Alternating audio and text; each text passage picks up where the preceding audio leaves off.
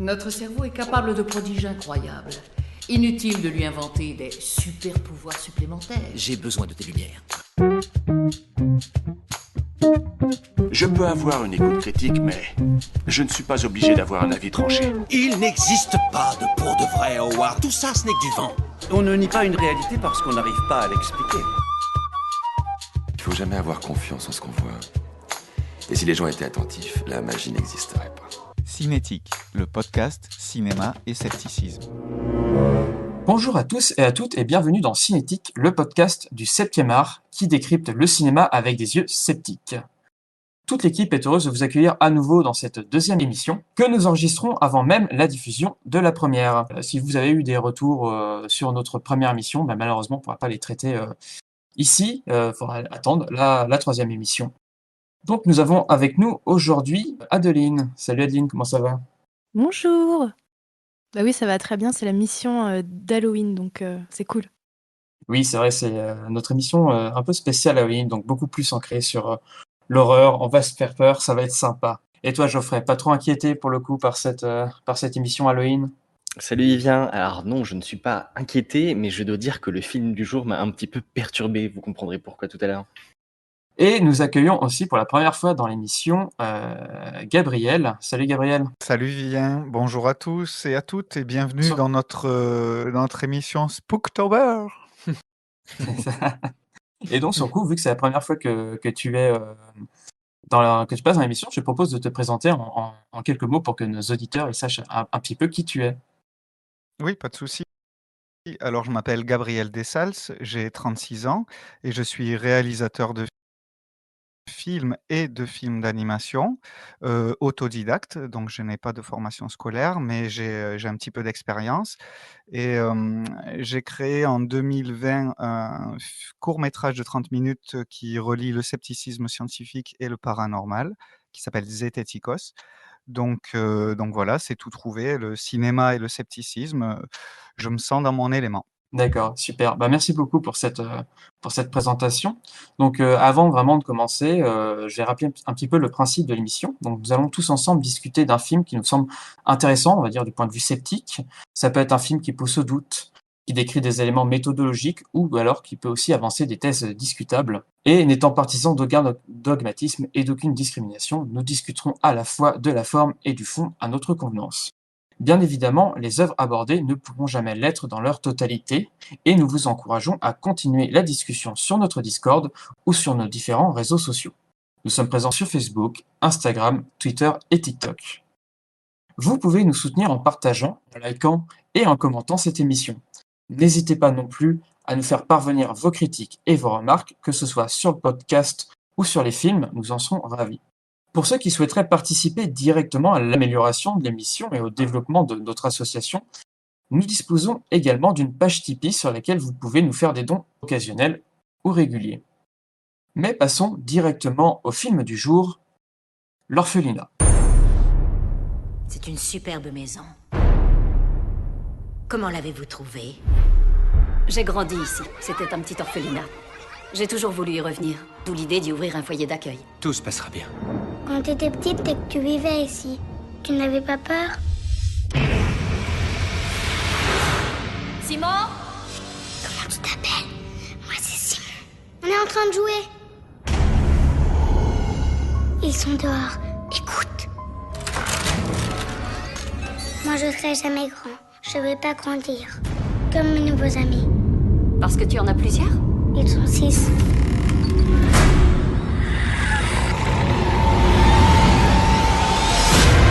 Simon ? Chérie !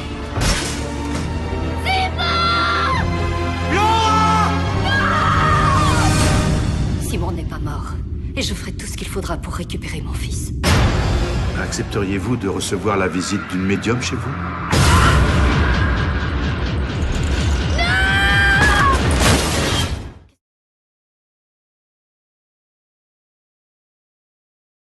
Et donc, L'Orphelinat qui nous a été proposé pour l'émission par Geoffrey. Donc, sur coup, Geoffrey, je te propose de présenter un petit peu le film et puis de nous dire aussi en quoi, pour toi, c'était un film intéressant à traiter dans Cinétique.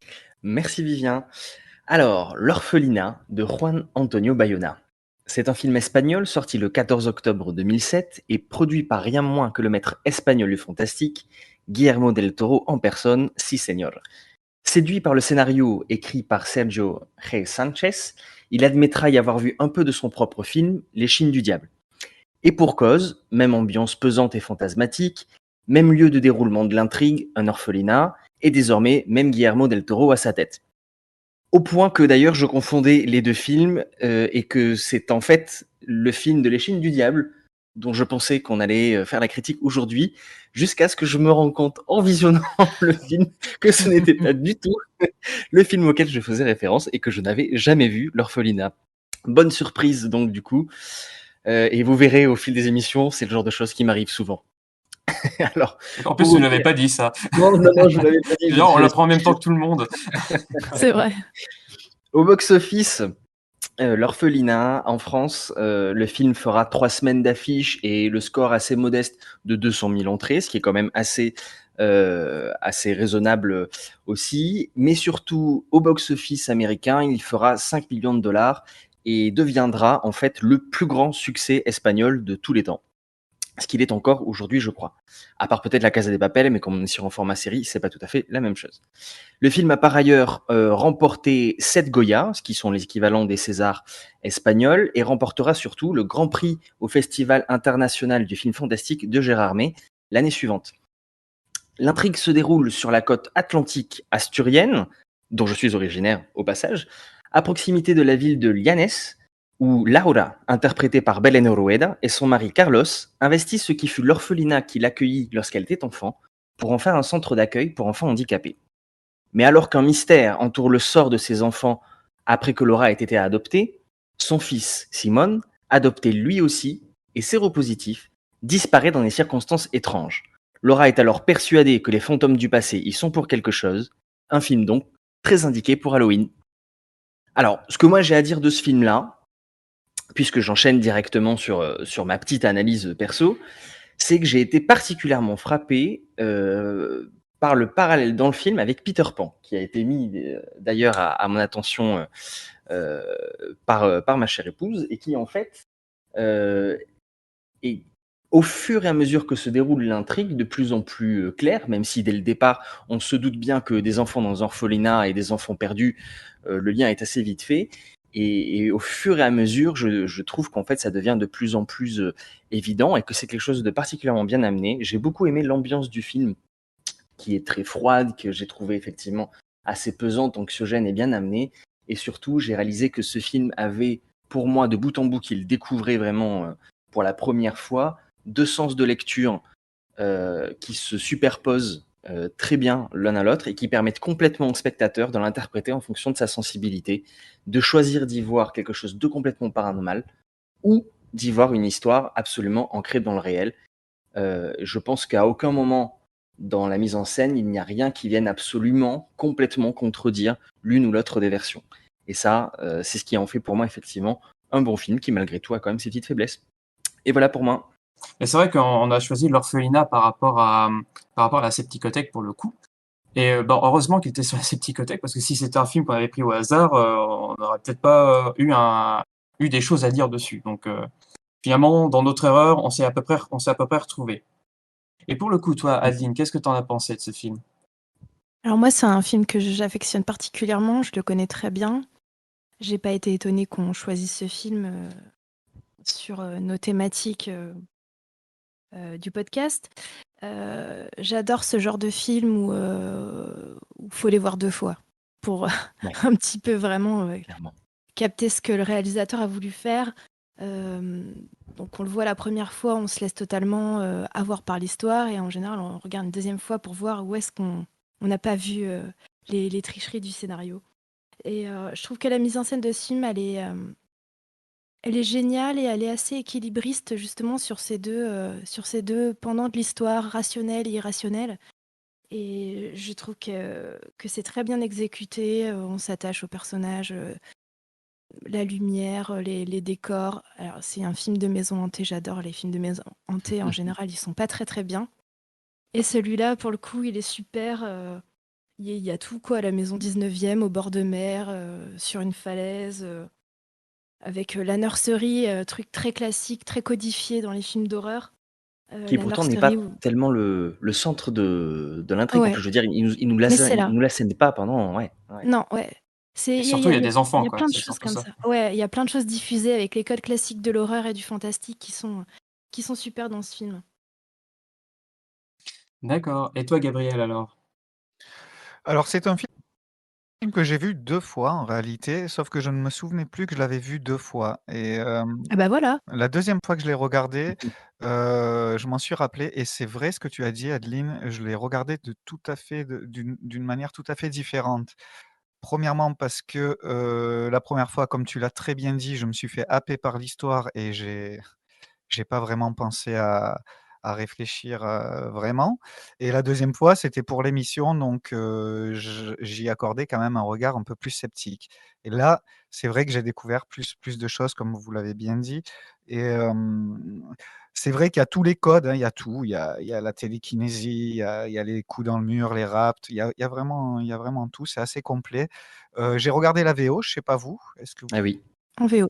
Non, en VO aussi. Ouais, les acteurs sont très bons, je trouve. Le mention spéciale pour le petit qui, je trouve, joue vraiment très bien et le moins bon pour moi des acteurs, ce serait le père, ce qui est dommage quand même parce que c'est quand même la figure du sceptique, dans le film, plus ou moins. Mmh. Enfin, c'est comme ça que je l'ai vu et je trouve que c'est quand même dommage que ce soit le moins bon acteur mais globalement, j'ai bien aimé ce film. Par contre, maintenant que je l'ai vu une deuxième fois, la fin me laisse pas le même goût. Mais on en reparlera plus tard. C'est vrai que je te rejoins sur pas mal de points, notamment sur je te rejoins aussi sur les acteurs et peut-être sur le père qui est, on peut dire la figure sceptique, mais aussi, à mon sens, d'un mauvais sceptique pour le coup, parce qu'il est pas capable, de mettre des mots sur ses doutes en fait et sur ce pourquoi il doute en fait. On a plus l'impression que c'est un sceptique croyant dans le rationalisme plutôt qu'un sceptique qui a vraiment une méthode pour essayer de chercher le doute. Mais alors pour le coup, mon rapport avec le film, il est pareil que toi en fait, Gabriel. C'est vrai que c'est un film que j'ai vu, mais moi il y a très très longtemps. Je crois que ça devait être pas très longtemps après sa sortie. Si je me rappelle bien, je devais être au lycée, donc c'était un peu les films d'horreur, les premiers films d'horreur qu'on se regarde quand on est Mmh. jeune, donc lycée à peu près, lycée, collège, etc. Donc c'est des trucs qui nous terrorisent quand on est gosse, quoi. Et finalement, j'avais un très bon souvenir du film. Enfin, j'avais plutôt, on va dire, quand je pense à ce film-là, j'avais plutôt tendance à penser à un bon souvenir. Même si en fait, littéralement, je n'avais aucun souvenir du film, même pas de la fin. Donc c'est-à-dire à quel point il m'avait en fait absolument pas vraiment marqué plus que ça. Je me rappelais que c'était un film plutôt pas trop mal, mais globalement, rien vraiment m'en était resté. Donc là, je l'ai vraiment regardé donc avec un œil nouveau. Je me suis réintéressé à l'histoire. Pour le coup, j'ai eu la chance vraiment, on peut dire, de le voir 2 fois pour la première fois. Ce qui est vraiment pas mal, effectivement, notamment, comme tu l'as dit, Gabriel, pour la fin. Pour le coup, j'ai pas eu j'ai pas eu comment dire, cette appréhension par rapport à la fin, surtout la deuxième fois que j'ai vu, que j'ai toujours beaucoup aimé, qui m'a fait qui m'a donné beaucoup de sensations. Après, c'est vrai que c'est un film qui, je trouve, tombe dans pas mal, peut-être aujourd'hui, en fait, peut-être pas à l'époque où il est sorti, mais aujourd'hui, je trouve qu'il tombe dans pas mal de poncifs. Malheureusement, mais je pense que c'est des poncifs en fait qui se sont développés presque plus après ce film-là que avant. Par exemple, on a toute une scène, sur coup, à mon avis, on en reparle beaucoup plus précisément sur la médiumnité, etc., qui va chercher, en fait, on va dire, à analyser scientifiquement le paranormal. Et on retombe dans pas mal de choses que James Wan a beaucoup développé en fait dans ses films comme Inside Use ou Conjuring en fait, et en presque mieux en fait, j'ai envie de dire. Même si le film de Bayona reste bon, dans l'horreur, James Wan a quand même fait un bond en avant, et ça pour le coup, Inside Use que j'ai dû voir à peu près dans les mêmes âges, un petit peu plus tard, parce que je crois qu'il est sorti un petit peu plus tard, Oui. exactement. Et surtout, pour le coup, lui, il m'a vraiment littéralement terrorisé. Donc là, vraiment, j'en ai un souvenir très très net. Donc voilà un petit peu pour mes réticences. Donc le film a un petit peu, on va dire, baissé, mais je pense que c'est surtout dû au fait que, bon, bah, pour le coup, il s'est pris quand même entre-temps, à mon sens, un petit coup de vieux. C'est parce que tu trouves qu'en fait, il aurait dû être effrayant et qu'il t'effraie plus?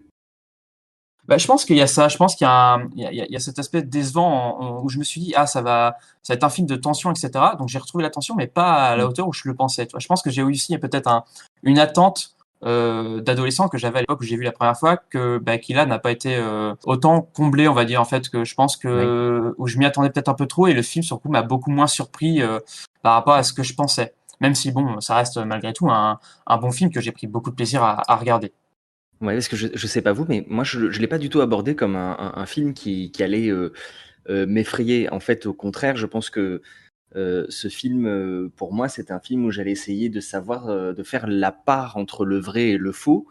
Et il y a des choses qui sont inquiétantes et anxiogènes dans le film, mais je suis pas du tout dans une optique jumpscare. Je trouve que le film est très subtil dans sa façon de montrer les choses.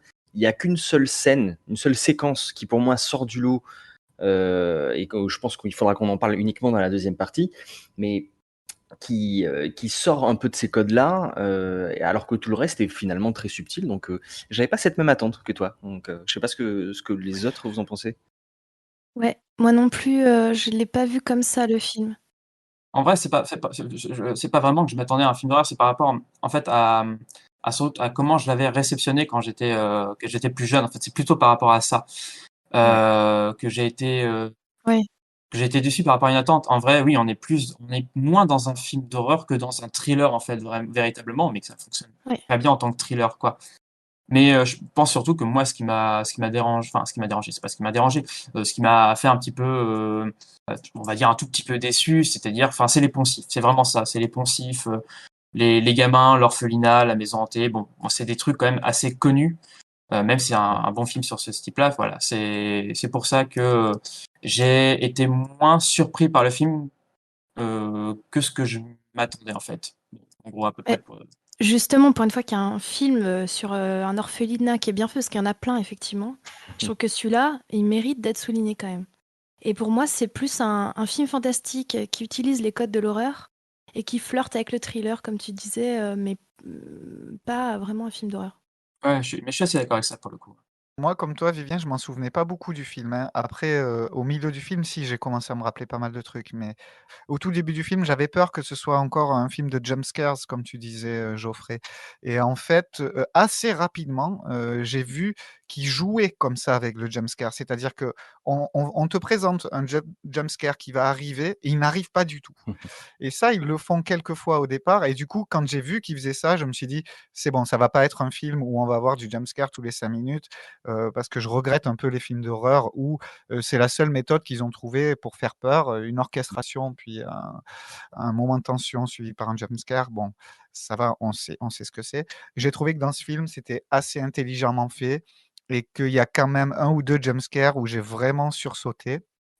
Et je voulais dire aussi par rapport à la fin, tout à l'heure, tu disais qu'elle t'avait donné beaucoup d'émotions. Eh bien moi également, honnêtement, la fin, elle m'a quand même touché malgré les défauts, malgré le message. Ça m'a quand même touché. C'est bien fait ce scénar est quand même pas mal. Mais c'est vrai que on a parlé du côté donc fantastique, on a parlé du côté un peu horreur, on a parlé du côté thriller. Par contre, il y a un truc qu'on n'a pas dit, c'est que c'est avant tout, je pense, un drame en fait. C'est un Oui. véritable drame, quoi. Oui. Mais bien dit. Voilà. Et c'est un premier long métrage également, du coup, de ce réalisateur. Donc, jouer de cette façon-là, à ce point, avec les codes de plusieurs genres, dans son premier film, avec un scénario aussi abouti. Alors, le scénariste, lui, n'en était pas vraiment à son galon d'essai, mais Guillermo del Toro, quand il a lu le scénario, s'est quand même dit, moi, des scénarios comme ça, j'en lis pas souvent dans ma vie. Je me suis dit, là, on a une perle rare, il faut aller jusqu'au bout, quoi. Donc, Oui. chapeau, quand même. Ouais. Et puis on est dans la droite lignée de ces réalisateurs espagnols de la fin des années 90, début des années 2000, qui sont dans le fantastique, dans le thriller et dans l'horreur. En fait, ils sont. On peut citer, pardon, Guillermo del Toro, qui est peut-être le plus âgé parmi eux, mais on a aussi Amenábar qui a fait Thésis, qui fera Régression plus tard, ou qui a fait Agora. Bon, Agora qui rentre pas forcément dans cette lignée on va dire, de films d'horreur, mais il a fait les autres aussi. On peut aussi parler de Rodrigo Cortés, qui lui, pour le coup, a fait, qui lui aussi s'est plutôt intéressé à d'autres genres, mais qui a fait Red Light ou Blue Reed. Donc, on est vraiment dans cette vague-là, en fait, de réalisateurs espagnols qui aussi s'intéressent pour le coup à la question de la vérité, parce qu'il y a plusieurs de ces films que je viens de citer auxquels je pense qu'on s'intéresserait dans d'autres émissions. Et Juan Antonio Bayona fait vraiment partie un peu de cette vague-là de réalisateurs, on va dire, hispaniques, pour englober un peu on va dire, le côté plus mexicain et le côté espagnol, parce qu'il y a quand même des grandes porosités. Je trouve qu'il est assez intéressant à l'analyser dans ce contexte-là, pour le coup, parce qu'il a fait, alors il a fait aussi, alors après par la suite, il a fait The Impossible, apparemment qui est un film catastrophe que moi je n'ai pas vu. Il a aussi fait Quelques minutes après minute, qui a l'air assez intéressant, pareil, où il revient un petit peu plus pour le coup sur l'horreur. Mais il a surtout fait, et attention, Jurassic World Fallen Kingdom, qui est quand même une sacrée bousasse. Enfin, bon, Et à ouais, mon humble avis. malheureusement. Mais On ne pour le coup, comprend pas. Qu'est-ce qui s'est passé entre l'orphelinat et Jurassic World? Mais pourquoi? bah, l'appel du pognon, peut-être, non, mais Oui, c'est pour faire de la pub, hein, Jurassic World, c'est, de la publicité pendant 1 h 30, oui, même 2 heures.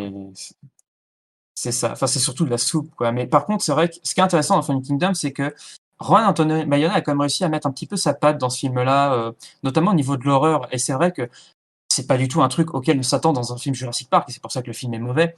Dans la deuxième partie, on a vraiment des scènes d'horreur qui, graphiquement, sont très très belles, qui esthétiquement sont très très bien amenées, quoi. Bon, bah, le problème, c'est que, bon, bah, voilà, comme je disais, Jurassic Park, c'est un film d'horreur, mais c'est pas un film d'horreur à la Antonio Bayona, c'est plutôt un film d'horreur à la Spielberg, c'est-à-dire c'est un tout autre registre, quoi. Ce qui est quand même cité d'ailleurs dans les influences de Bayona, qui, quand on lui a demandé en fait de quoi il s'inspirait, parce que les gens lui disent: «Ah mais on retrouve quand même pas mal des Chines du diable justement, donc vos influences elles sont espagnoles». Il a répondu: «Ah non, non, moi mes influences c'est plutôt Rencontre du troisième type», enfin on était complètement à côté, de ce qu'on imaginait quoi, donc ouais, on est dans les codes de la SF à la base, il était aussi allé chercher du drame. Alors j'avais noté quelques-unes de ses influences, je vous les retrouverai. Mais finalement, donc on avait quelqu'un qui était un vrai cinéphile, avec des inspirations multiples, quoi. Ouais. Je pense que la dérive de Fallen Kingdom vient plus, en fait, des studios et des scénaristes que véritablement de son réalisateur, à mon humble avis, hein. Je pense que Bayona, c'est vrai que j'ai vu pour le coup que l'orphelinat, mais Quelques minutes après minuit m'intéresse pas mal, et je pense que c'est un réalisateur qui peut avoir une très bonne carrière s'il lâche peut-être le côté, on va dire, hollywoodien du truc, quoi, à mon sens. Moi, ce sont des Ok. choses qui arrivent dans une carrière, hein. C'est comme d'être allé chercher, Michel Gondry pour réaliser Le Frelon vert. Ça restera un des grands mystères du cinéma, voilà. Je vois que le grand mystère, c'est pourquoi moi j'ai plutôt bien aimé ce film quand j'ai vu la première fois. Mais je suis d'accord en plus. Bon, on parlera pas du poil en vert, mais ça me donne envie de le revoir parce que tout le monde le critique, mais moi j'avais bien aimé la première fois que j'ai vu. Eh ben, je suis pareil. Voilà. On va se faire taper, je Voilà. sens. Ouais, c'est ça. Enfin, voilà, tous les cinéphiles mal aimés, venez nous écouter, c'est ici qu'on est. Alors, sur le coup, je vous propose qu'on passe à la deuxième partie de l'émission. Donc, pour ceux Absolument. qui ont commencé à écouter l'émission, qui n'ont pas vu l'orphelinat, mais peut-être que nos retours vous auront donné envie de le voir, bah, on vous propose de couper maintenant le podcast et de vous prendre 1 h 30, 2 heures pour regarder ce film et de suivre la suite du podcast après, puisque nous allons entrer maintenant dans la partie spoil.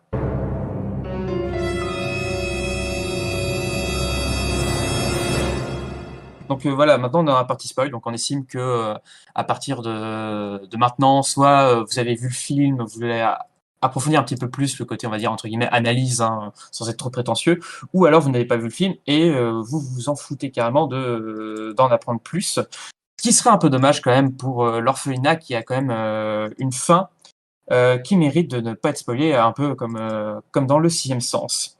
Alors je propose à peut-être Du coup, c'est un Adeline. spoil. C'était déjà un spoiler. Ouais, c'est ça. Ouais, bah oui, mais on est dans la partie spoil. Il y a eu le, Ah oui, il y a eu le jingle, donc on est déjà dans la partie spoil. C'est bon, je peux dire ce que je veux.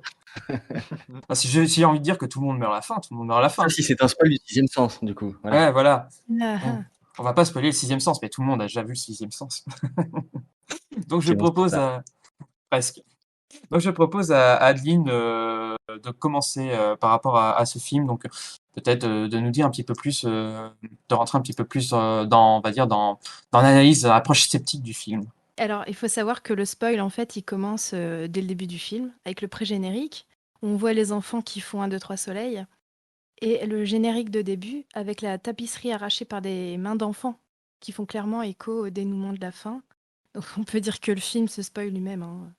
Il n'y a pas, Bah, on Oui, s'en rend alors, pas compte la première fois qu'on voit le film, hein, évidemment. oui, voilà, j'ai bien remarqué, tu vois, le truc de la tapisserie qui révèle ce qu'il y a caché en dessous, donc on a bien l'idée de mystère. Par contre, c'est pas du tout ce qu'il y a la première fois qu'on le regarde, quoi. On se dit, ouais, il va y avoir du mystère. Donc, sur le coup, ça entame bien le film. Je trouve que ce générique est vraiment plutôt pas mal fait pour le coup. Donc, petit aparté, j'ai à peu près 2 pages de notes. Voilà. Bah, on va te couper sans cesse. On est là pour ça. Donc on l'a dit, dès le départ, il y a 2 théories qui s'affrontent, ici ou voire se superposent, s'entrechoquent et cetera. La rationnelle qui est représentée par le père et la surnaturelle qui est représentée par la mère. Aucune des 2 ne veut céder sa place à l'autre et le film est néanmoins présenté sous le point de vue de la mère.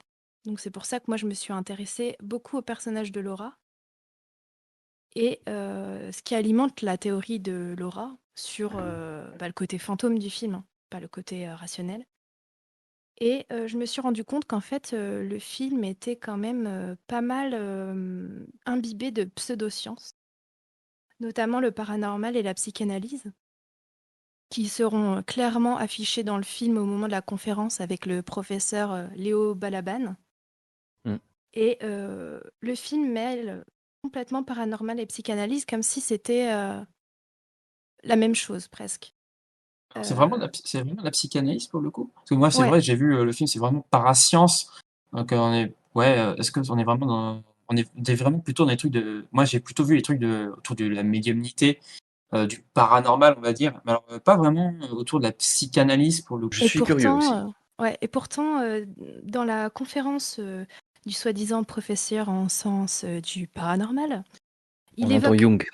oui, il évoque tout de suite Jung, donc Mmh. effectivement, moi, je me suis intéressée, je connaissais un peu, les théories, les grandes théories de la psychanalyse, donc j'ai été voir un petit peu là-dedans et toutes les références qu'il y a dans le film autour de la psychanalyse. On peut, très vite, voir, ce qu'il y a sur la thérapie régressive, Mmh. Oui. notamment ce que fait la médium. Ah.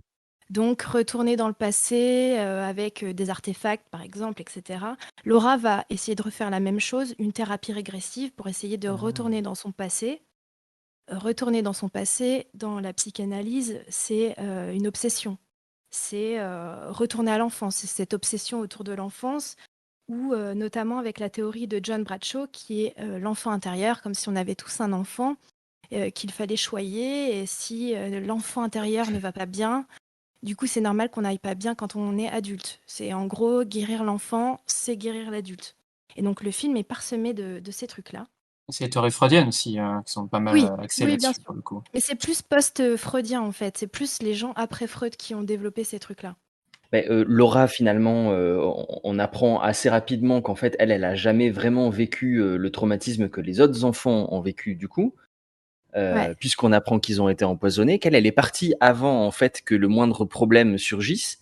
Même, Thomas a priori elle était pas au courant de son existence jusqu'à ce que, ça parte en sucette, entre guillemets.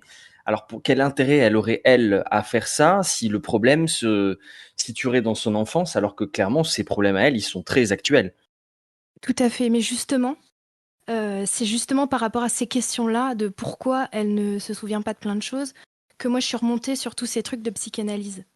D'accord. Parce que, et c'est pour moi un peu la clé du film en fait. Parce Mmh. que toutes ces théories psychanalytiques, l'inconscient familial de Jung, la psychogénéalogie, attention c'est un gros mot, psychogénéalogie, c'est l'hypothèse selon laquelle, dans les gènes, portés depuis des générations, il y aurait une certaine forme d'hérédité, des complexes et des troubles, donc de manière biologique, hein. Et l'adoption du coup n'a aucun impact sur ces choses-là, donc c'est comme s'ils mettaient au second plan l'apprentissage et l'éducation. Ouais, alors que tout le monde est adopté dans le film. Ouais et c'est un peu ce qui transparaît dans le film. Ouais.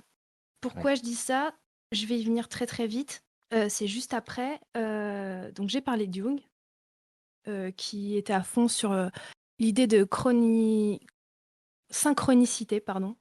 Mmh mh. Il y aurait des corrélations entre le passé et le présent et les personnages, s'ils se retrouvent dans une situation donnée, ah bah tiens, comme par hasard, une maison de leur enfance, pourraient se retrouver à faire les mêmes choses que leurs ancêtres, dans des mêmes conditions. Enfin, c'est assez flou, hein, même eux, ils sont pas sûrs de ce C'est qu'ils disent, hein. Oui?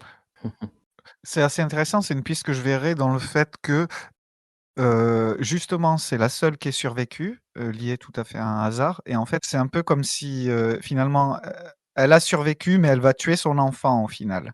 Donc c'est un peu comme si elle paye un peu le fait d'avoir survécu et elle le paye aussi de sa vie au final. Mais elle devient la maman des enfants, quelque part Oui, tout et à fait. Et là, on retombe complètement dans Peter Pan. donc est-ce qu'elle était pas revenue payer son tribut? Moi, c'est comme ça que je l'ai vu. Elle a échappé, mais pas pour toute Mmh sa mh, vie. mmh mh. En tout cas, elle l'a fait en essayant à tout prix de reconstituer le passé des années Mmh mh. 70 quand elle était petite, hein. Elle va laver les draps, elle remet les lits et cetera Ouais. Ouais, et ouais, tout à fait. c'est là où elle fait sa régression là, son invocation un peu, de régression, comme la médium. Elle y va fort et Et donc puis sur quoi elle recommence à jouer aussi, ce qui peut être aussi une forme oui, de oui, bien régression sûr, pour le coup. bien sûr. Alors qu'elle était censée avoir oublié, hein. Ouais, et il faudra que ce soit un jeu pour que ça fonctionne, puisque d'ailleurs dans cette idée, du complexe de Peter Pan, en fait, qui est un peu présent, partout, pour que sa régression fonctionne, il faut qu'elle réapprenne à jouer. Elle dit très exactement en termes et dans, l'histoire de Peter Pan, effectivement, la raison pour laquelle Peter Pan enlève, les enfants à leurs parents, ce qui s'est produit là aussi dans le film, c'est parce que les parents n'ont pas le temps. Ils utilisent cette phrase exacte pour s'occuper des enfants, pour jouer avec eux. Et elle lui dit, au moment où elle essaye de faire sa première régression, qu'est-ce que vous voulez de moi? J'ai pas le temps pour ces bêtises, en gros.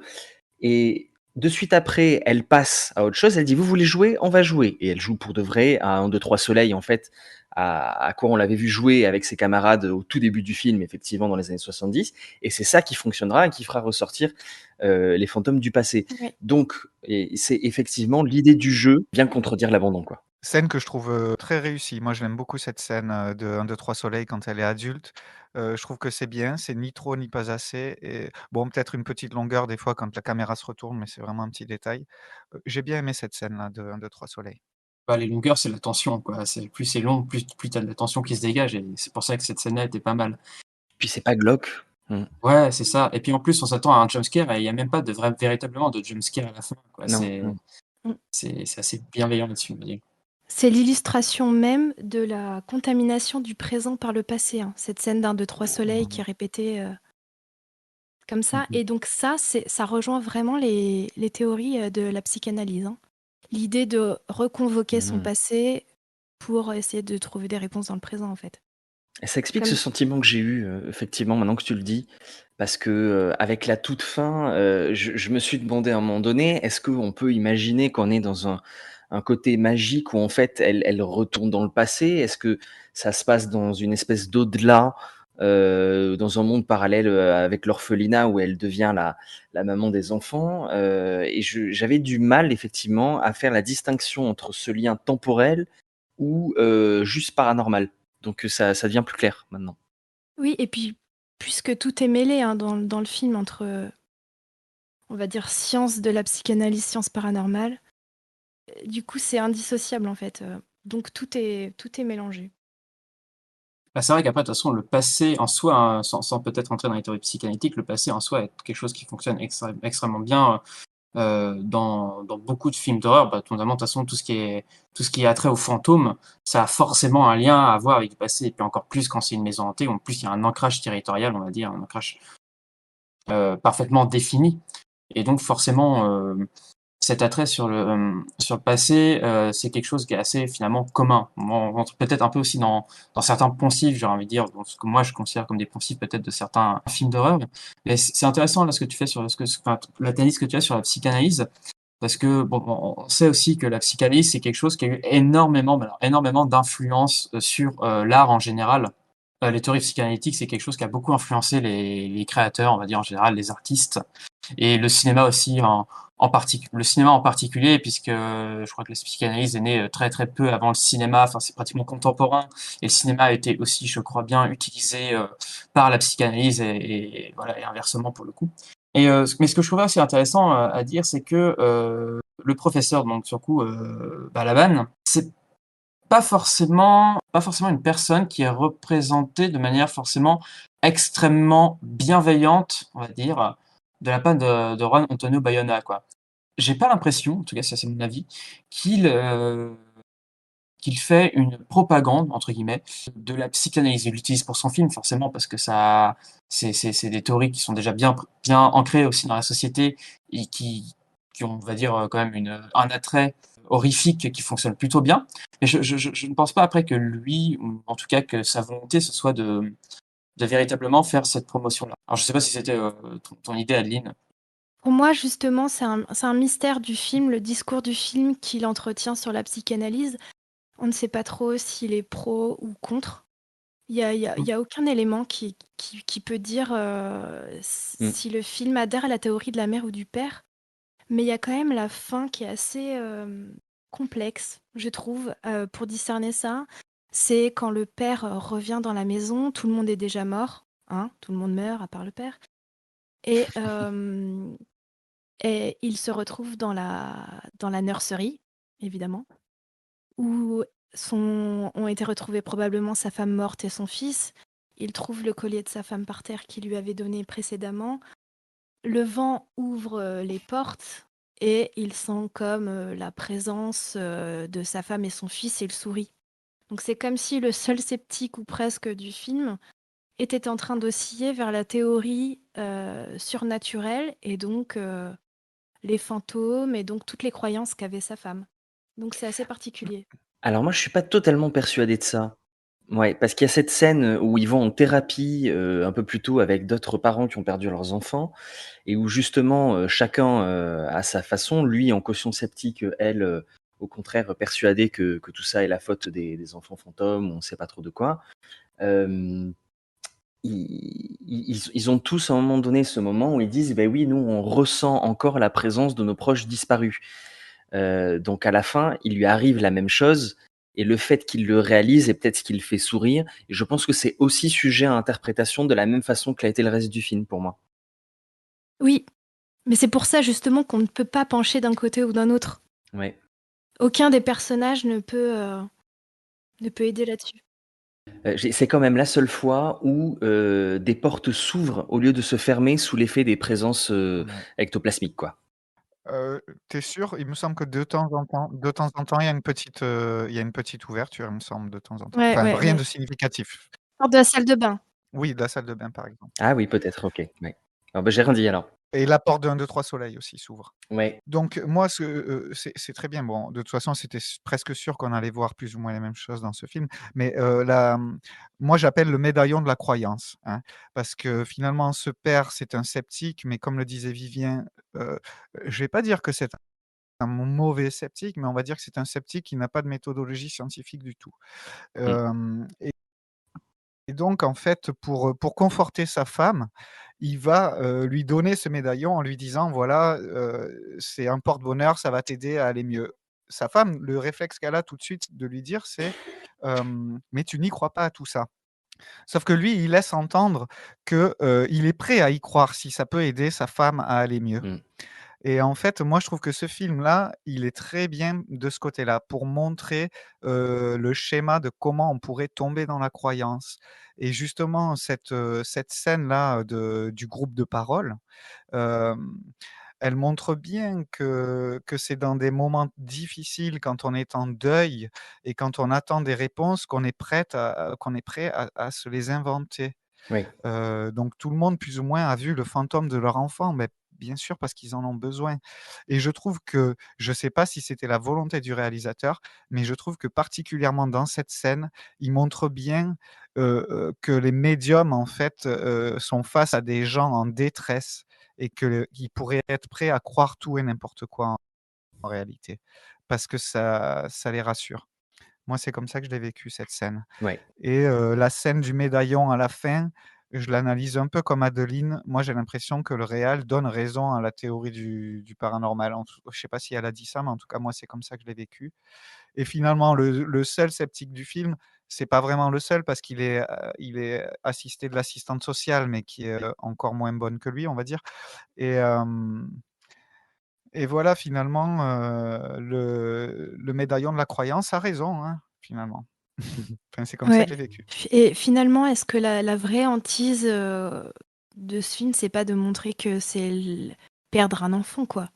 c'est de se retrouver avec un enfant mort presque par négligence et de devoir vivre Ouais, avec ça. Donc, c'est une c'est ça. théorie tellement insoutenable que la mère tout de suite bascule dans le côté surnaturel et le père, forcément, il a presque envie d'aller là-dedans parce que sinon c'est... C'est trop dur à supporter. Ouais. C'est un peu le seul sujet. Et c'est encore pire de savoir que c'est elle qui l'a tué pour le coup, indirectement, mais Dramatique, totalement dramatique. c'est ça, il est là le vrai drame en fait. Mais ce qui est assez intéressant, c'est qu'effectivement, il y a ces fantômes du passé. Et c'est vrai que, alors pour le coup, là, c'est vraiment pas un poncif pour le coup, c'est qu'on a l'impression qu'il y a un passé lourd avec cet orphelinat, etc. Passé lourd qu'il y a, hein, avec ces 5 enfants qui ont été tués, et qui ont été massacrés. Et pour le coup, ça, moi, c'est vrai que là, j'ai revu le film, donc pour le coup, récemment, et donc ça me rappelle un peu l'actualité de juin avec les tombes des enfants qui ont été retrouvés au Canada, par exemple, ce genre de drame aussi. Et ce qui est assez intéressant dans le film, c'est qu'en fait, il y a vraiment deux histoires qui ne se croisent en fait finalement jamais. En fait, la seule chose qui les font se croiser, c'est cette maison. Mais en fait, la mort du gamin est totalement décorrélée de l'histoire vraiment horrible de cette maison. Et l'histoire en fait de l'orphelinat n'indique absolument rien pour le gamin. Ça va juste aider peut-être à la fin le jeu de piste qui va l'aider à retrouver son fils. Mais en fait, on a vraiment deux histoires corrélées qui n'ont aucun lien entre elles, quoi. C'est vrai que généralement, dans des thrillers, etc., c'est qu'on va aller fouiller dans le passé, on va découvrir plein de trucs qui vont nous aider à comprendre. En fait, là, tout ce qu'on découvre, ça ne nous aide pas du tout à comprendre pourquoi son fils a disparu. Ouais, je suis d'accord. Je trouve que c'est à la fois très bien fait parce que c'est justement ce qui permet au film de se tenir si bien dans sa construction et dans son parallèle entre le paranormal, l'historique et tout ce qui est cause d'autres choses. Et en même temps, j'ai eu une petite déception. Je ne sais pas si c'est moi qui suis trop exigeant ou pas, parce que j'aurais aimé qu'en fait cette seconde histoire ancrée dans le passé, eh ben, elle a un peu plus de profondeur. Parce que si on ressent clairement l'angoisse effectivement de perdre ses enfants, c'est une histoire de vengeance quand même. Donc c'est un enfant qui meurt par accident à cause d'un jeu un petit peu cruel que font d'autres enfants avec lui. En représailles, elle tue tous les autres gamins. Donc ça s'arrête là. Ça aurait pu amener quelque chose d'un peu plus profond sur, je sais pas moi, les orphelinats à cette époque-là en Espagne. J'ai pas retrouvé ce côté que justement que j'avais dans Les Chines du Diable, où on a quand même un rapport avec la guerre civile et où on a un ancrage qui, pour moi, était beaucoup plus fort quoi, dans le passé. Là, pour le coup, presque superficiel quoi. C'était en plus une époque en Espagne où je crois qu'il y a eu des scandales sur les orphelinats à cette époque-là. C'était encore sous le franquisme, je crois bien. Si je me rappelle bien, il y avait des affaires de gamins vendus, etc. Et il y aurait moyen en fait d'avoir développé des choses effectivement là-dessus qui auraient été. C'est comme si on n'osait pas y aller à fond, ouais. C'est ça. Ouais, c'est ça. Le passé est là, mais il n'apporte pas trop de réponses, comme tu dis. C'est juste, il est là en tant que là, que passé, mais c'est vrai qu'il aurait pu fouiller beaucoup plus. Après, je trouve que moi, dans le film, il y a une séquence particulièrement qui est peut-être intéressante sur laquelle on peut s'attarder. Peut-être c'est la séquence, sur le coup, toute la séquence de la médiumnité.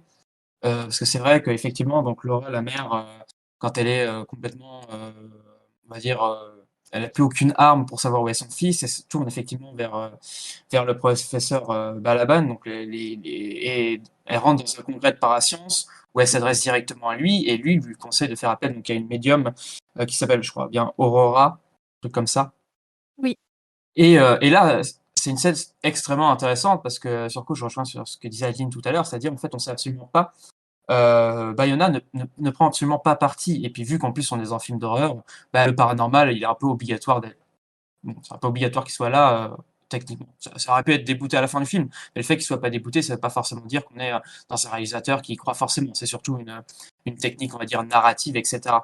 Et là, ce qui est assez intéressant sur cette technique-là, c'est que je crois, par exemple, j'ai parlé de James Wan tout à l'heure, parce que on est vraiment dans une scène dans un type de scène que James Wan reprend par la suite, donc ce que j'ai déjà dit un petit peu en intro tout à l'heure, c'est-à-dire utiliser des outils scientifiques, ou qui paraissent en tout cas scientifiques, pour prouver, ou pour en tout cas étudier le paranormal, les apparitions fantomatiques, discuter avec les morts, etc., etc. Et donc cette scène-là, en fait, plutôt cette séquence qui est plutôt une succession, on va dire, de scènes qui durent, je crois, à peu près une dizaine, vingtaine de minutes, qui est le seul truc que je me suis fait 2 fois du film parce que je la trouve absolument passionnant. Elle est extrêmement intéressante parce qu'on voit beaucoup de choses quand on s'attarde sur l'attitude, par exemple, de la médium. On voit qu'il y a beaucoup de choses qui sont pas bonnes, en fait. Enfin, en tout cas,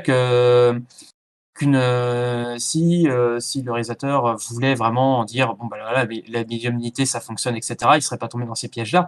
C'est-à-dire que là quand même on a une médium qui rentre, qui fait quand même pas mal d'erreurs. Elle dit elle est dans une pièce, elle dit ben c'était ici l'ancien dortoir des enfants, et puis bah, sur coup Laura qui lui répond bah non pas du tout, c'est dans une pièce ailleurs quoi. Et en fait elle fait que de se... Alors ça, c'est une mauvaise traduction, je crois, hein. Parce qu'en espagnol, elle dit: «Ce n'était pas ici, le». Moi, j'ai compris ça aussi. Alors j'ai mal lu les sous-titres, mais alors ce qui revient à peu près globalement au même, puisque c'est une phrase négative qui permet de toute façon de ne pas dire où se situe la pièce, quoi. Donc bon, donc ça revient à une technique de même. Juste après cette phrase, elle dit, il y a des bruits. Justement, ça, c'est pour entretenir paranormal ou pas, cette limite. Il y a des bruits dans le plafond et tout et elle dit: «Nous ne sommes pas seuls» et à ce moment où elle dit ça, la sonnette retentit. Alors là, j'ai marqué synchronicité en gros sur mon, sur mon calepin. C'est ça. C'est-à-dire que là, on pourrait se dire: «Elle a eu raison, elle a entendu les bruits de pas, elle peut voir les fantômes, en tout cas les entendre» ou alors on pourrait se dire: «Elle a eu raison, l'assistante sociale est arrivée pile à ce» enfin, c'est pas l'assistante sociale, excusez-moi, c'est la psychologue de la police. Tout à l'heure, elle dit aussi l'assistante sociale, excusez-moi. Mais juste avant, elle regardait à la fenêtre, hein. Mais Donc oui, et puis Ouais, en plus. il y a même pire que ça. Enfin, il y a même pire que ça. Il y a même ouais, il y a même pire que ça. Alors peut-être que c'est encore une défaut de traduction, mais entre justement le traitement du sol, elle me dit: «Et il me faudrait quelque chose pour pouvoir communiquer avec les morts, genre par exemple un bout de tissu».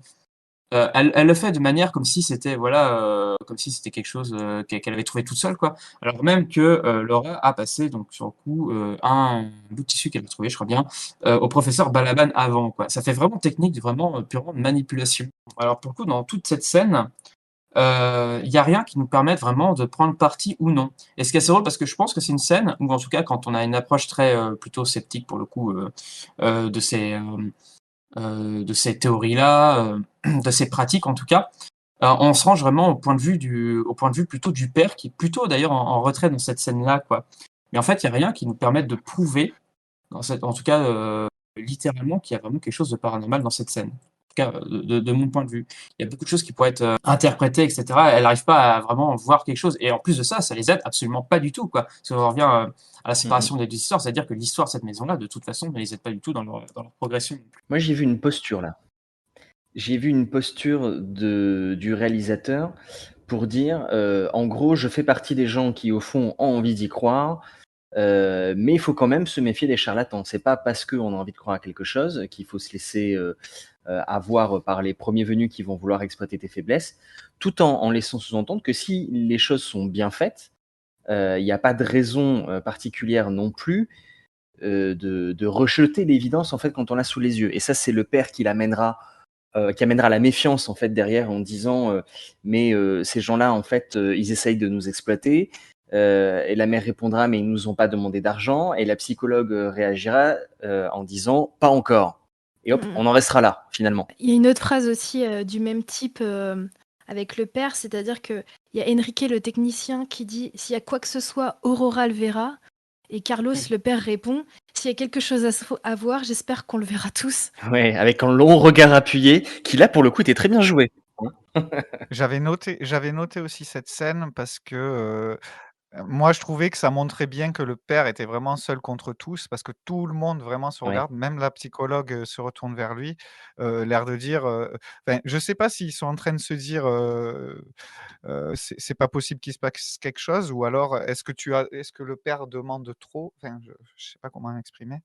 Mais juste après cette scène, il y a un truc, que j'ai trouvé un peu bizarre aussi. Quand il se dispute donc avec sa femme au sujet des médiums et tout ça dans la salle de bain, lui, il lui dit: «Mais, n'aurais-tu pas pen tu ne pourrais pas penser qu'ils aient triché parce que le technicien est venu 1 heure avant, il a mis des câbles partout» et elle lui dit: «La science a parlé, voilà, on n'en parle plus, la science a parlé». C'est comme si le mari avait apporté un argument, totalement incontrable, alors que pas du Ouais. tout. Il a juste soumis le début d'une idée Mmh mh. sceptique, quoi. Tout à fait. Du coup, moi, je penchais plus pour le choix du réalisateur qui encense le paranormal. Moi, je l'ai un peu vécu comme ça, ce film. Notamment par rapport à cette scène du père, là. Du père qui dit un truc devant les ordinateurs, devant le matériel et que tout le monde se retourne. Pour moi, c'est seul contre tous. Après, à mon sens, c'est compliqué à dire que c'est le choix du réalisateur. Enfin, parce que surtout dans des films de paranormal, on va forcément faire appel à du paranormal. Et vu que on est dans une histoire, le fait de faire appel à ces théories-là, c'est pas forcément ennuyant. Même un film d'horreur pro paranormal, en soi, c'est pas gênant. En fait, ça dit rien du tout du positionnement du réalisateur là-dessus. Et là, ça nous permet en fait surtout je pense, de dresser un discours sur le film, et qui, je pense pas, n'est pas un film du tout, on va dire, partisan là-dessus. C'est surtout un film avant tout de divertissement, à mon sens. Je pense pas qu'il y ait un discours derrière.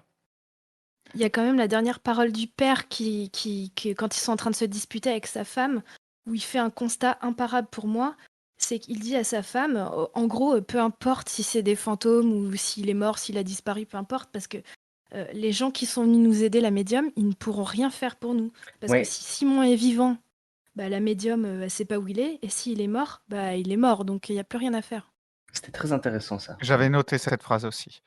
Par contre, moi, je le vois quand même, le positionnement, hein. Je reste sur ça parce que, il y a quand même la médium qui dit, il lui fait dire: «Il ne suffit pas de voir pour croire, mais de croire pour voir». Elle n'est jamais contredit dans ce propos, jamais Oui. contredit. Crea y usted verá. Et finalement, la fin pour moi, c'est un peu comme de dire: «Bah, si vous perdez un enfant, c'est pas grave, suicidez-vous, puis vous le retrouverez», quoi, hein. Je l'ai un peu vu comme ça, honnêtement. Bah, elle le retrouve avant de se suicider, hein. Puis bon. Mais après, c'est compliqué de sortir un message d'un film de divertissement horreur, personnellement. Enfin, Ah bon? je n'irais pas sur ce terrain-là, personnellement. À dire que forcément, il y a un discours Ah oui. pro-suicide ou pro-psychanalyse ou pro-médium. Je pense surtout que c'est des outils. Non. C'est des outils utilisés par le réalisateur pour faire de la narration, enfin, pour le réalisateur et puis par le scénariste, hein, pour faire des effets de narration aussi. Donc, je dirais absolument pas ça, hein, de mon côté, hein. Mais là, t'interprètes aussi quand tu dis que c'est juste des effets de narration. Oui, peut-être. Mais après, peut-être, effectivement, Bayona, mais je pense qu'il n'y a rien qui nous permet de trancher. Ça, c'est clair. Est-ce que je peux vous parler, moi, de la séquence, du coup, avec l'assistante sociale, justement, cette fois, et non pas la psychologue, qu'on revoit à l'extérieur, du coup, de la maison, parce qu'il y a peu de scènes qui se passent à l'extérieur, quand même, de la maison, finalement, ou dans des environs immédiats. Et donc, on est en ville, on est 9 mois après, on a l'impression qu'on est à un moment où, en fait, la mère est presque prête à accepter la fatalité. Et elle recroise dans la rue cette femme qui s'était incrustée chez elle, qui en fait n'était pas une assistante sociale du tout, qui avait menti et qu'elle retrouvera la nuit même. On ne sait pas trop pourquoi, et c'était très flippant dans son atelier jusqu'à ce moment-là. Et elle la recroise, elle sort de la voiture, la femme est surprise, elle s'arrête au milieu de la route juste après avoir débouché de devant leur voiture et se fait écraser. Alors là, on pourrait y voir une énorme synchronicité aussi, parce que dans le temps de montage, c'est quand même très long. Cette séquence-là m'a un petit peu choqué, dans le sens où effectivement, j'ai trouvé la synchronicité très grosse quand même. Là, on est dans un niveau de presque c'est l'univers qui parle et qui te dit que tu n'auras jamais tes réponses, que j'ai trouvé un peu gros. Et surtout, c'est à peu près le seul moment où on a un truc un peu gore, en fait, puisqu'on voit en fait le corps de la femme après, alors qu'elle vient de se faire percuter par un camion. C'est quand même pas beau à voir. On la croit morte et elle a un dernier soubresaut comme ça qui est un jumpscare pour le coup. Et là, je me suis dit, mais il n'y en avait pas besoin de ça dans un film si subtil. Surtout que quand elle se fait percuter, c'est déjà bien choquant, hein. Ouais, franchement, j'ai vraiment sursauté, quoi. On a 2 jumpscares à la suite, ça suffisait, quoi, un seul. Ouais, mais c'est une vieille femme, ça fait forcément peur, tu vois. Et puis en plus, on rajoute avec du jumpscare par derrière, quoi. De toute façon, il y a 2 trucs qui font peur dans les films d'horreur. C'est les vieilles femmes et les enfants, voilà. Oh! Ouais. Désolé. C'est globalement vrai. Et c'est surtout utilisé dans ce genre de film, dans ce genre de film-là. Bon, Barbara aurait adoré aussi, en plus, ce passage, du coup, avec de nouveau ce personnage annonciateur qui traverse un passage piéton. On a vu la même chose dans un autre film qu'on avait chroniqué entre nous, qui était Red Lights. Donc, Barbara, si tu nous entends, sache qu'on a pensé à toi en voyant cette scène. Oui, puis d'ailleurs, je reviens sur ce que j'ai dit, c'est pas seulement les vieilles femmes, c'est les vieux en général, hein, pour le coup. Moi aussi, elle m'a interrogé cette scène. Moi, je le vois comme un espèce de volonté de court-circuiter le raisonnement du spectateur pour l'induire en erreur sur ce qu'il y a à comprendre dans le film. Parce qu'en fait, on peut enlever cette scène, ça changera rien. Ouais. Mais c'est à se demander si justement elle n'a pas été rajoutée en fait pour aussi pour des raisons bassement marketing en fait. Tu vois.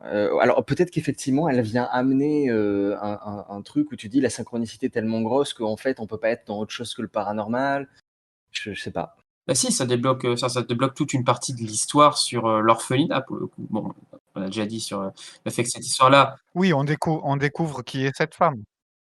ouais, voilà, on découvre qui est cette femme, ce qui va nous amener ensuite à découvrir les cadavres des enfants, etc. Donc, si, cette scène-là, elle était indispensable. Après, sur la manière dont elle a été tournée, dont elle a été faite, c'est vrai que ça fait un petit peu, entre guillemets, c'est pas vraiment le bon terme, mais Deus Ex Machina, c'est-à-dire un truc qui tombe de nulle part, grosse, comme tu dis, synchronicité. Ouais. Est-ce que c'est une simplification narrative ou est-ce que, effectivement, ça peut être interprété comme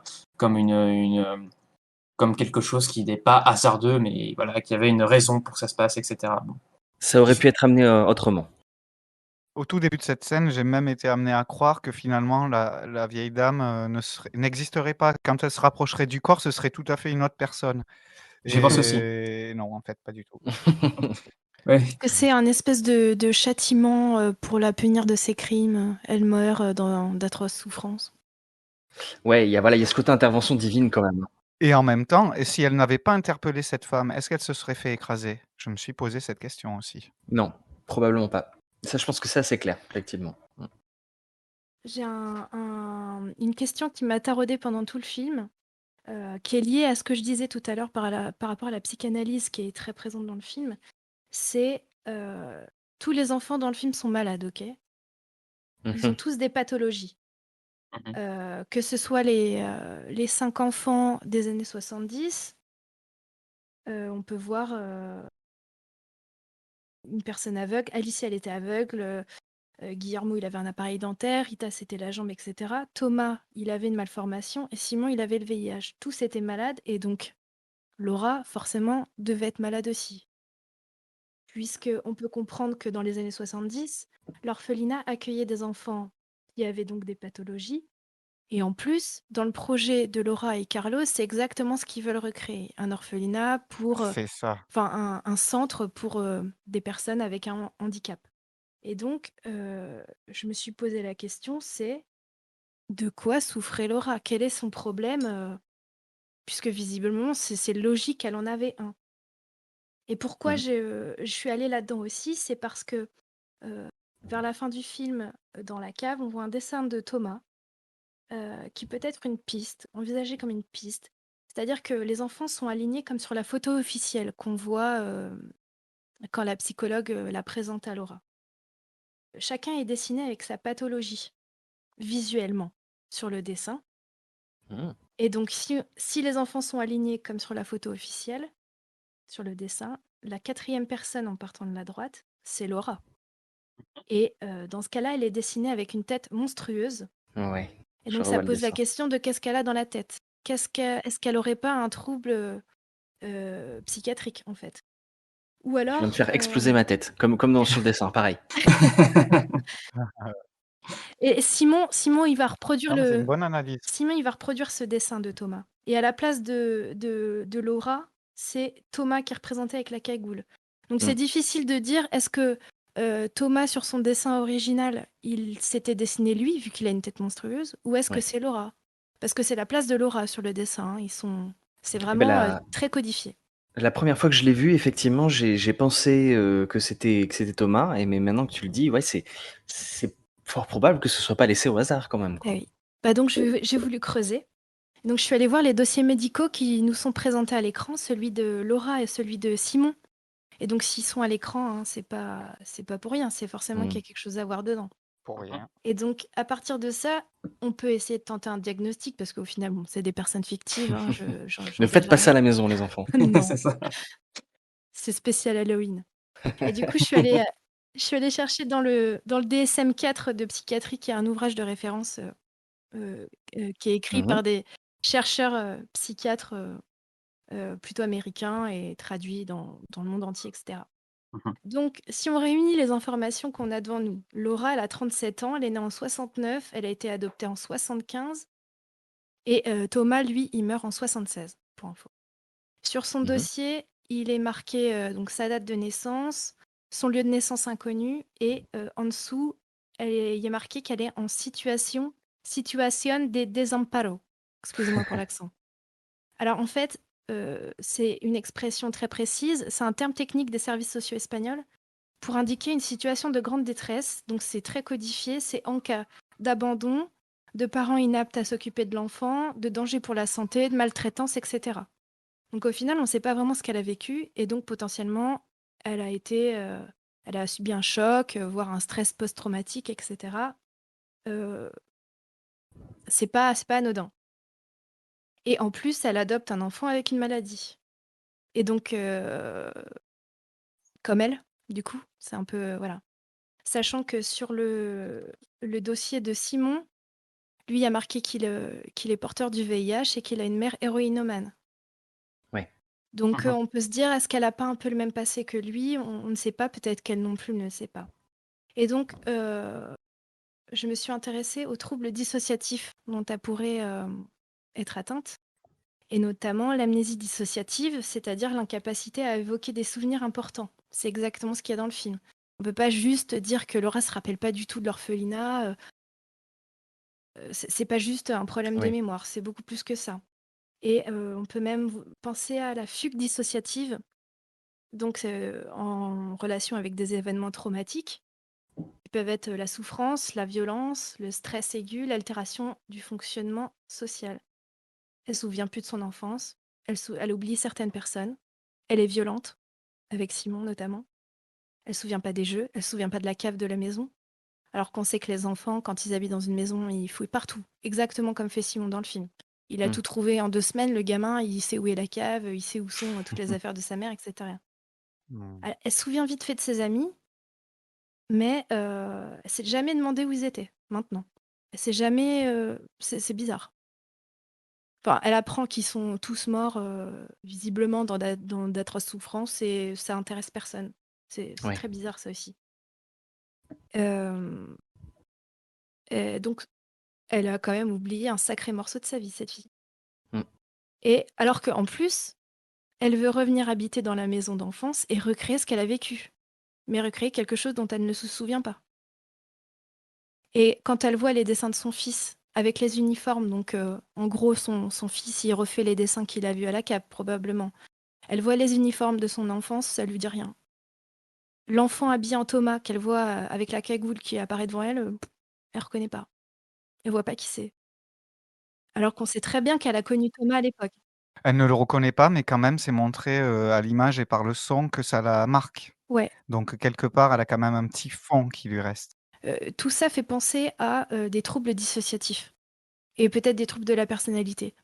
Parce que, soit elle a des hallucinations, soit elle voit des fantômes, mais si c'est des hallucinations, ça peut être comme des réminiscences de son passé et ben, voilà, elle en voit plein, hein, le fils dans sa grotte, le père dans le lit qui n'y est pas et cetera.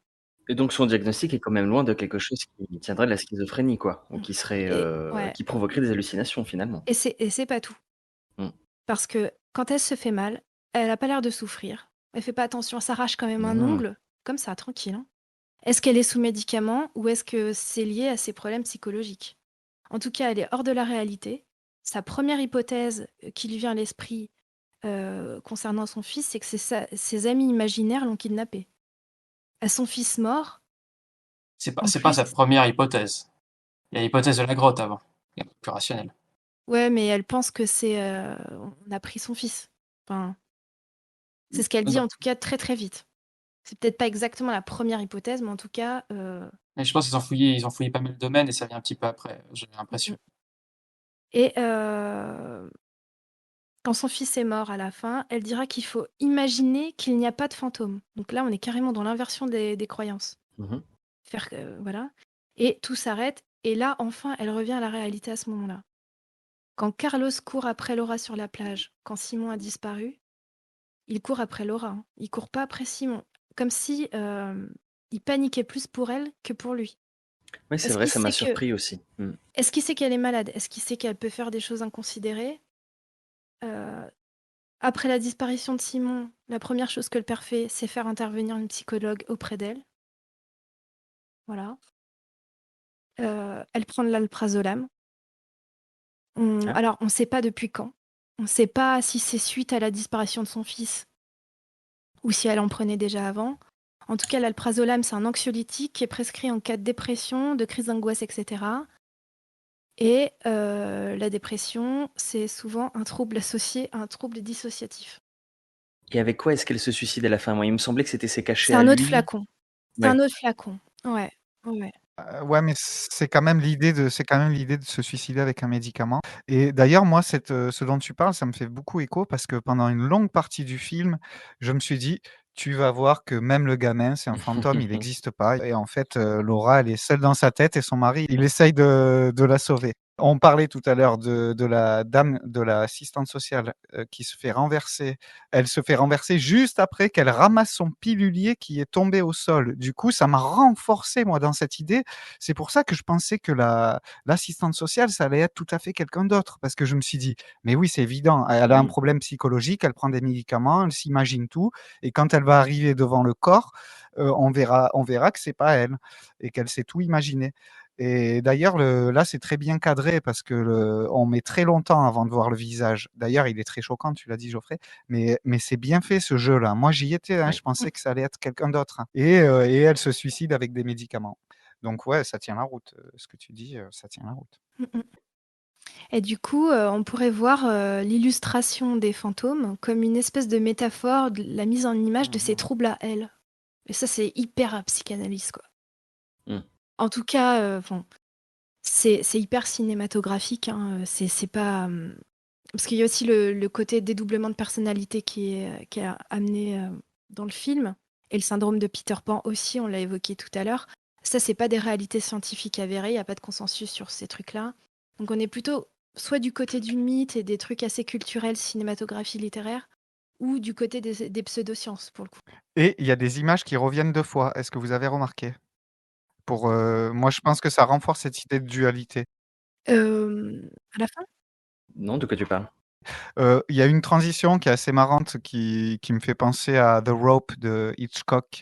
La transition où Hitchcock va dans le costume du personnage et puis en fait ça devient noir et on peut cacher la transition et là c'est, avec une lampe torche quand les policiers cherchent, en fait le faisceau je crois que c'est inversé en plus. Je crois qu'au départ on a le faisceau dans la caméra puis on tourne et on découvre qu'on est dans la grotte.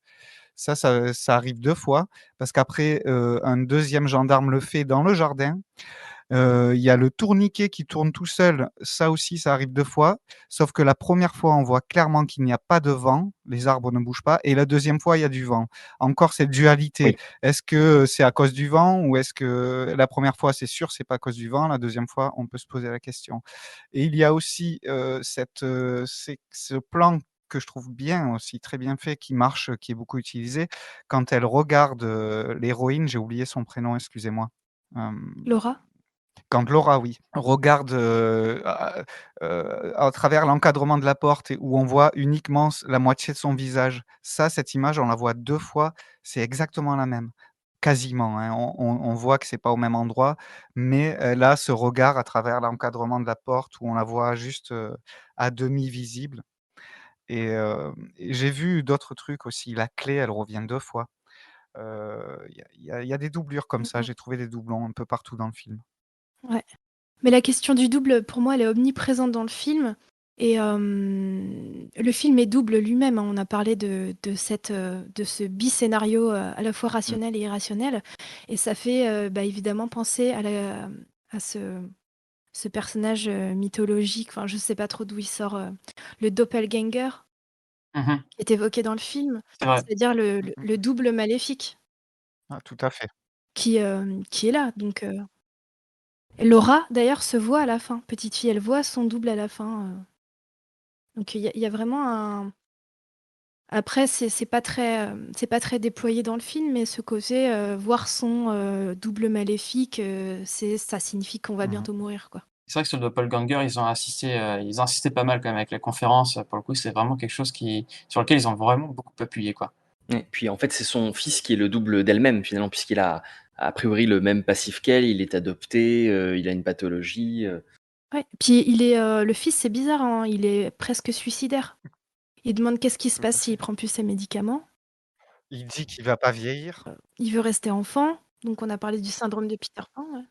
Il a des amis imaginaires qui prennent quand même beaucoup de place dès le départ. Il est agressif envers sa mère, il manque d'attention, Et il est très intelligent, très, très intelligent ce petit. ouais, ouais, ouais. Je suis perdu dans mes pensées, absorbé par, l'étendue des possibilités d'interprétation du film que tu viens de m'offrir, Adeline.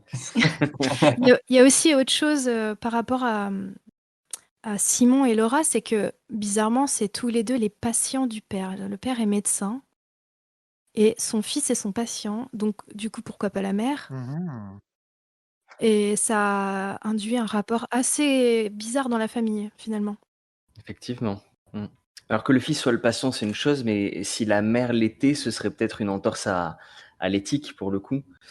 Mais c'est vrai que moi je me suis demandé ce que c'était son métier à elle par contre. Je sais pas si l'information est donnée clairement à un moment Non, donné. non, on ne Je sait me pas. suis demandé si elle avait pu devenir psy ou quelque chose, mais on sait pas, ouais, en fin de compte. On sait pas ce qu'elle fait avant de reprendre l'orphelinat parce que bon, Ouais. la théorie c'est que tous les deux de toute façon ils veulent reprendre l'orphelinat et en fait leur métier. Mais avant, c'est vrai qu'effectivement, on sait pas trop ce qu'ils font. Lui est médecin, mais on ne sait à aucun moment ce qu'elle fait. Oui, est-ce que justement elle n'aurait pas de métier justement parce qu'elle n'est pas capable d'en assumer un? Mmh. Ah ah! C'est bien ça la question. Demande d'interprétation. Une belle conclusion verte. C'est ça. Ouais, et puis si on part du principe que Laura a des troubles, ça veut dire que c'est clairement sa pathologie qui a tué son fils. Puisque si elle n'était pas partie dans ces histoires de fantômes, elle aurait peut-être cherché un peu plus dans la maison. Elle aurait peut-être fait le jeu de piste que son fils, voulait qu'elle fasse, hein, parce que dès qu'il Mmh. disparaît, elle trouve sa poupée dans le lit de son fils, qui est le départ, en fait, du jeu de piste, de Simon, pour qu'elle réussisse à le trouver dans la cave. Donc peut-être que c'est parce qu'elle était obnubilée par cette idée de fantôme qu'elle n'a pas retrouvé son fils. C'est vrai qu'à ce moment-là, on se dit que c'est con quand même, hein. Elle aurait pu le retrouver, hein, en suivant le jeu de piste. Moi j'ai envie de dire, si son fils existe. Le dossier médical, il est quand même enfin Il y a la plaque tombale à la fin qui montre bien clairement qu'il y a 8 personnes qui sont mortes. Ouais, c'est vrai. Oui, et puis il a eu des Tu as ta interactions avec réponse. quand même, pas mal de Mais monde, il le y fils. a il y a des questionnements, on en a parlé un petit peu tout à l'heure et qui restent sans réponse, qui sont assez bizarres, hein, l'empoisonnement des enfants, on ne sait pas s'ils ont disparu, s'il y a eu des avis de décès, des avis de disparition. Heu, Pourquoi Ça, c'est l'assassinat des enfants, il inquiète personne. On ne sait pas comment l'orphelinat s'est arrêté, hein, dans les années 70, on ne sait pas et la directrice Antonia, on ne sait même pas s'il était au courant, on ne sait rien Mmh. ça fait et partie des comment mystères qui entourent ouais, l'orphelinat et surtout qui permettent de renforcer aussi le côté un peu horreur, le côté énigme, le côté mystère du truc, c'est sûr. Forcément, si et vu que c'est pas au centre effectivement de l'histoire, beh, c'est pas déployé, c'est dommage parce qu'on reste un peu en suspens et ça étaye beaucoup plus la théorie, du paranormal, au final. mmh et je pense que c'est fait spécialement pour, hein.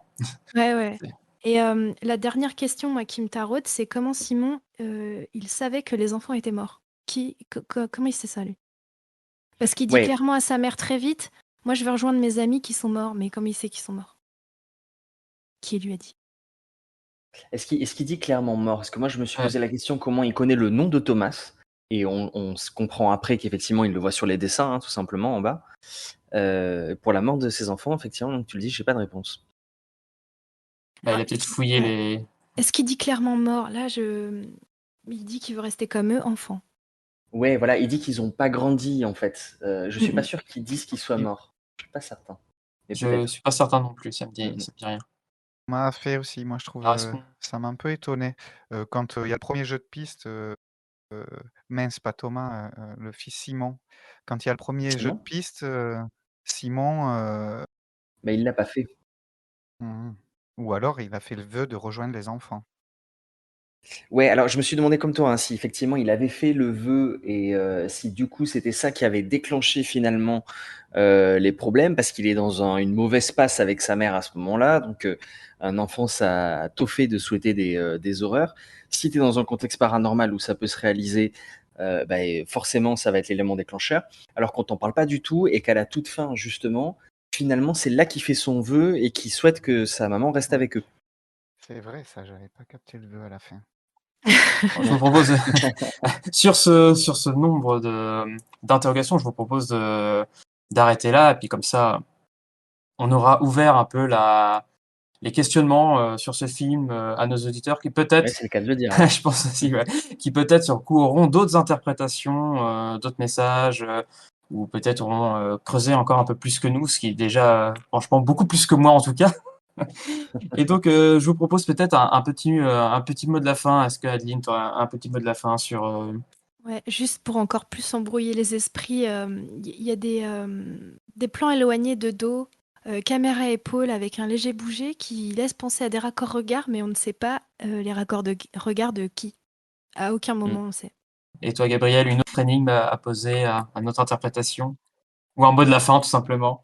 Une autre énigme peut-être pas, mais oui, un mot de la fin, je conseille aux auditeurs, aux auditrices de regarder ce film, c'est quand même un bon film. Je me suis pas ennuyé et il y a beaucoup d'émotions, hein. On a parlé beaucoup de choses dramatiques et de choses tristes et tout, mais il y a quand même la fin est quand même bien menée et bien faite. Moi, j'étais dedans. Je vais pas dire que j'ai pleuré, mais j'ai quand même ressenti beaucoup d'émotions parce que quand même, le twist final est assez monstrueux, dans tous les sens du terme, c'est-à-dire, bien et mauvais et voilà, je vous conseille vraiment de regarder ce film. Geoffrey, est-ce que tu as un petit mot de la fin? Donc mention spéciale, pour moi à Oscar Faura, le chef opérateur du coup du film, parce que je trouve qu'on a une très belle lumière et une très belle image en fait sur ce film.